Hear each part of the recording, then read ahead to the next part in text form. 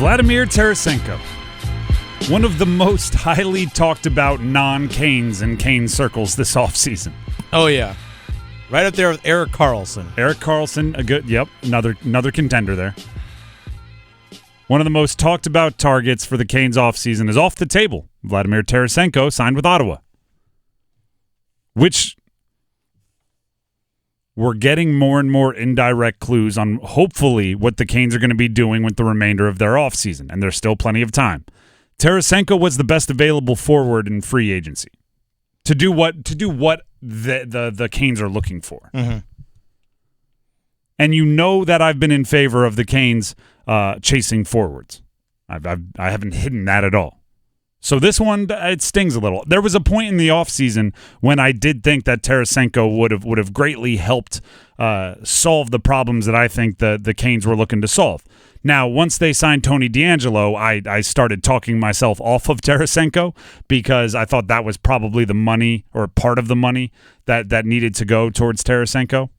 I would have had to find some others, but you know what I'm talking about, right? The cap started making more and more, or I shouldn't say more and more, started making less and less sense to get Tarasenko onto the roster. The same issue remains the same issue for the Canes, as we talked about on Tuesday when Tony DAngelo signed. Can they turn, I'm going to say Brett Pesce, into a forward that can help their team? Adding DAngelo brings defensive goal creation to the roster. I get that. But the Canes were already number one in the league in goals scored by their defense. Yeah. So adding a little bit there, I guess, could help, yes, but they were already pretty darn good, right? Adding Dmitry Orlov really helps their defense. They were already number 2 in the league in goals allowed. So a little bit there could help, yes, but I'm still coming back to where I keep coming back, which is I want a forward that can score. And Dennis, you've coined the phrase that you can draw a direct line from Tony DAngelo's signing to Brett Pesce moving on. Yes. I'm 100% on that because even back when it was in June, before free agency even started, when there was the rumor or the reported trade that there was agreed upon between the Flyers and the Canes to acquire Tony DAngelo, I said, you're not making that move unless you're getting rid of Brett Pesce. I don't say getting rid of, unless you're trading Brett Pesce, because obviously you want to keep him to a long-term contract, but if you can't agree to terms, you know what? You have enough depth on your defensive core that you can get something back in return for him, especially now that they have 8 defensemen on the roster. Dylan Coghlan played 17 games this past season, not including him. They have 7 dudes that could play anywhere in the top 4, probably. Now, DAngelo, I don't think is a top 4 guy. That's just my opinion. But nevertheless, they got 7 guys who can they have at least 6 guys that can play in the top 4. They have 6, yeah, exactly. And they can throw in six DAngelo. top 4 guys and 7 top 6 guys. Yeah. And the 7th, in my opinion, is Tony DAngelo, and they just brought him in. He has familiarity in the system. Brind'Amour and he obviously have a good relationship, or else they wouldn't be open to reuniting in this way. And So you can connect those dots, right, and draw the line towards DAngelo being in the one of the 6 spots. Now, I've said this. I fear that Jalen Chatfield is going to be the odd man out. I don't want Jalen Chatfield to be the odd man out. Neither do I. So what you need to do is find one of the guys that is most logically used as a trade chip to bring in someone that can play forward. Brett Pesce moving somewhere and bringing back a value, right? Part of the reason that I think Pesce is the guy to move is because he does have a lot of value, right? He is very good. Yeah. Right? I would love to trade someone who's not very good in exchange for a forward that can really help your attack, but that's not how the world works. No, it's not. So you're going to have to give something up that's real, and Brett Pesce is real and makes sense based on what you can slide into that slot, right? What makes sense is to the other 6 guys that you would keep. So Tarasenko leaving, that's a free agent. I don't think that was necessarily, not leaving is the wrong word, signing with Ottawa, he was a free agent. So that's not necessarily the aisle I think you were shopping in anymore. I think there was a point in time in the offseason when you were shopping in the free agent aisle for forwards, and wasn't a great year to be in that aisle, right? There wasn't a ton of options out there. So you pivoted a little bit. You brought in Dmitry Orlov. You brought in Tony DAngelo. You brought in Michael Bunting, who it was a forward. So there you go. And now I'm saying, all right, well, you have to figure out another way. That might be in the trade market.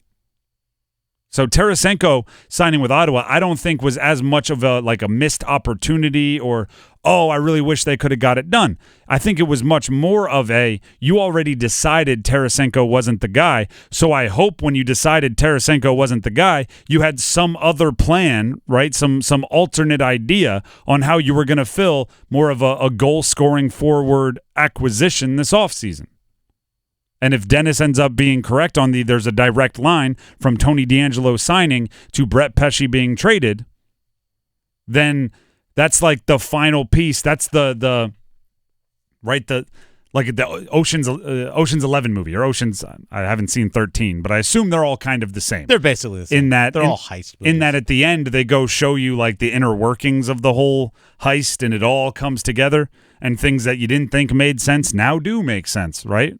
To me, if Pesce is turned into a goal-scoring forward, that's the moment where, George Clooney gets to smirk into the camera. Only I guess in this situation it would be like Waddell and Brindamore would get to look into the camera and go like, you weren't on the scent, right? Turns out we knew what we were doing all along. We weren't lost. We were 2 steps ahead and had you right where we wanted you. And I hope that happens, right? Those movies would be really, really boring if at the end they just went like, came close to getting the heist. Now we're all going to go to jail for the next 50 years. And credits. Like, that wouldn't be very fun. No. So I hope it happens. It would make my off season. And then we'd go into go into next year, I think, with as one of the favorites to win the whole darn thing. If not already, definitely then. They're definitely one of the favorites right now. Yeah, you have to be, because on paper, looking at this roster again, looking at what it is right now compared to what it was when it finished the season against the Florida Panthers, it's better because the additions of Bunting, the addition of DAngelo and Orlov, but also you're getting Svechnikov back from injury as well. True. Okay, yeah, we lost Paul Stastny, the fourth-line center. Nothing against Paul Stastny, but that's okay. Derek Stepan, probably not going to be brought back. And hopefully whoever ends up winning the job between the pipes can stay healthy for an entire season also. You bring back all 3 goalies from last year too. There's a lot of reason for optimism. I think maybe saying one of the favorites is the wrong way. If you go get the right guy in a Pesce move, you might be the favorite. Yeah. Like it's that kind of window we're talking about now. There's a lot of different things you have to work out in terms of salary cap. There's actually a lot of teams. It's right around like 10, 12 teams that are actually right now sitting slightly over the cap. So which is always exciting. Well, like for example, the Toronto Maple Leafs are over $12 million or $12+ million over the salary cap. They're like $12.3 million over the cap. Heck, maybe use that to your advantage, right? Go shopping on those rosters and see who's desperate. Well, guess what? You can also do if you're Carolina. You can always bring in a third team to help facilitate a move. For example, there's also a salary cap floor in the NHL. You must spend to a certain limit. Well, for example, the Anaheim Ducks are below the cap right now. They're actually below the salary cap floor by about $5 million. Let them go be the table setter. Well, here's the thing. You can be like, hey, you keep some of the if Anaheim, you take some of the salary cap of this transaction. We'll kick you a 4th-round pick. Yep. Okay. Yep. And you that see kind of stuff works. Yeah, you see that a lot in other like sports. The NBA, yeah. Big time. Yep, exactly. The NBA is all about just cap space and max contracts. Yes. But my point is this: Tarasenko being gone, it feels like we lost like a friend just because he had been in so many conversations, right? Like, whatever happened to Tarasenko? We know where it is, right? He's up there in Ottawa.